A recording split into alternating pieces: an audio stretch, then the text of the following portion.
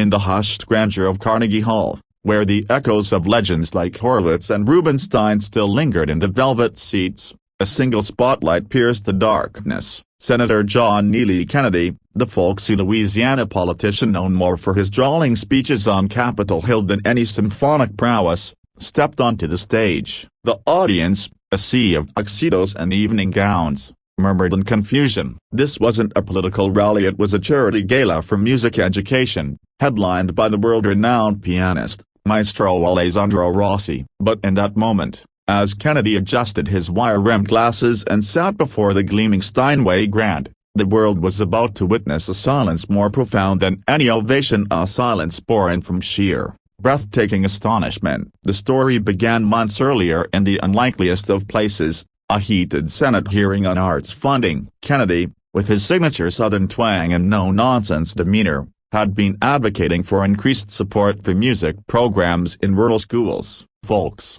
music ain't just notes on a page," he'd said, his voice booming through the chamber. "It's the soul's way of speaking when words fail." His passion caught the eye of Rossi, the Italian virtuoso whose fingers had danced across keys for kings and presidents. Rossi, ever the provocateur, fired off a tweet that went viral: "Senator Kennedy lecturing on music? That's like a bullfrog teaching opera. Stick to politics. Cyril, leave the piano to those who can actually play." The internet erupted, memes flooded social media, depicting Kennedy as a bumbling amateur, his face photoshopped onto a cartoon frog pounding discordant keys. Late-night hosts roasted him mercilessly. "Kennedy at keys, sounds like a key to disaster." One quipped. The mockery stung, but for Kennedy, it unearthed memories long buried under layers of legislative battles and public scrutiny. John Neely Kennedy wasn't born into privilege. Raised in the humid backwoods of Zachary, Louisiana, in a modest shotgun house with a tin roof that rattled like thunder during storms, young John found solace in an old upright piano his grandmother had salvaged from a church fire. Granny May, a sharecropper's widow with calloused hands and a voice like molasses, had taught him the basics. "Boy, life's full of sour notes," she'd say, her fingers guiding his over the yellowed ivory. "But you keep playing, and you'll turn 'em sweet." Music became his escape from the poverty that clung to his family like kudzu. His father, a mill worker, lost his job when John was 10, plunging them into hardship. Meals were sparse, but the piano fed his spirit. He'd practice by candlelight after chores, mimicking radio broadcasts of Chopin and Gershwin. Dreams of Juilliard flickered in his mind, but reality intruded: a scholarship to Vanderbilt for law, then politics, where the stage was debate halls, not concert venues. The piano gathered dust in his memory, a relic of a boy who once believed in symphonies over statutes. The tweet from Rossi hit like a dissonant chord. Kennedy's staff urged him to ignore it, but the senator, at 73, felt a fire reignite. "If that fella thinks I'm all talk," he told his wife Becky over at dinner in their Georgetown home, "maybe it's time I show 'em otherwise." Becky, his rock through decades of campaigns and controversies, saw the vulnerability in his eyes. She'd heard him tinker on their home piano late at night, after grueling days in Congress, playing melancholic pieces that spoke of unspoken regrets. "John, you've got nothing to prove," she said softly. But he deeded to himself, to the ghost of Granny May, and to every kid in rural America who dreamed big but got laughed at. The challenge simmered.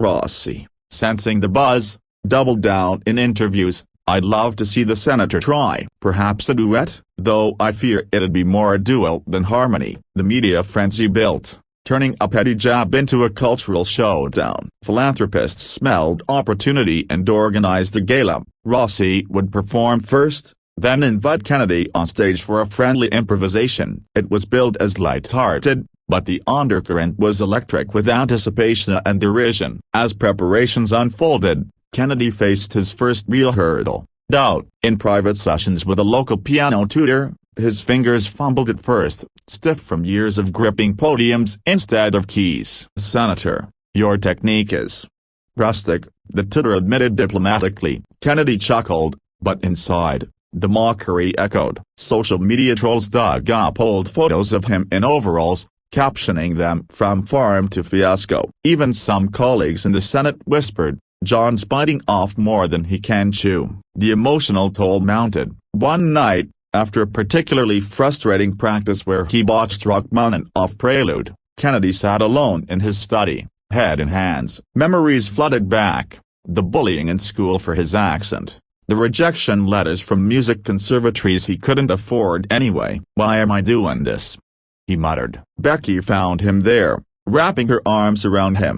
"Because you never backed down from a fight, John. And this ain't about Rosa, it's about that little boy who played to forget the hunger." Her words steadied him. He dove deeper, practicing for hours daily, blending classical finesse with the soulful blues he'd absorbed from Louisiana juke joints. It wasn't just notes, it was narrative via his life story poured into melody. The gala night arrived amid a swirl of excitement and skepticism. Carnegie Hall buzzed with celebrities, donors, and journalists hungry for drama. Rossi took the stage first, his performance impeccable, a thunderous rendition of Liszt's Hungarian Rhapsody No. 2 that drew standing ovations. As the applause faded, he leaned into the microphone with a sly grin. "And now, ladies and gentlemen, a special guest, Senator Kennedy. Care to join me? Let's see if politics and piano can harmonize." The crowd tittered nervously. Kennedy emerged from the wings, his suit rumpled compared to Rossi's tailored elegance,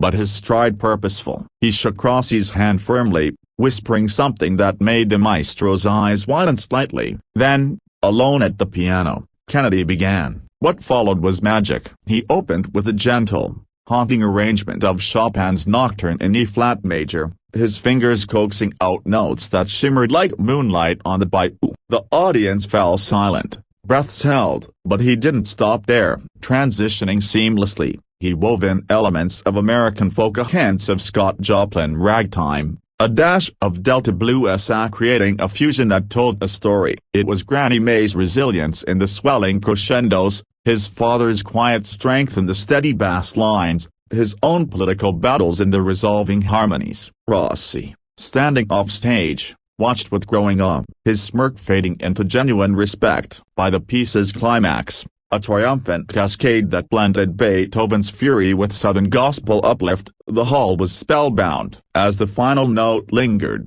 fading into ether, the silence stretched an eternity in seconds. Then, eruption, applause that shook the chandeliers, cheers that drowned out any lingering doubt. In the aftermath, Rossi approached Kennedy backstage, extending a hand. "Senator, I was wrong. You didn't just play, you spoke through the keys." The two shared a laugh. The mockery transformed into mutual admiration. The video of the performance went viral, amassing millions of views overnight. Headlines shifted from ridicule to reverence, Kennedy's keys to inspiration, and from mock to masterful. But the real impact rippled outward. Donations poured into music education funds, inspired by Kennedy's underdog tale. Rural schools in Louisiana reported a surge in kids signing up for piano lessons. Echoing his message, "Talent ain't reserved for the fancy folks, it's in all of us, waiting to be played." Kennedy's journey reminded the world of a timeless truth: beneath the surface of every person lies a symphony of experiences,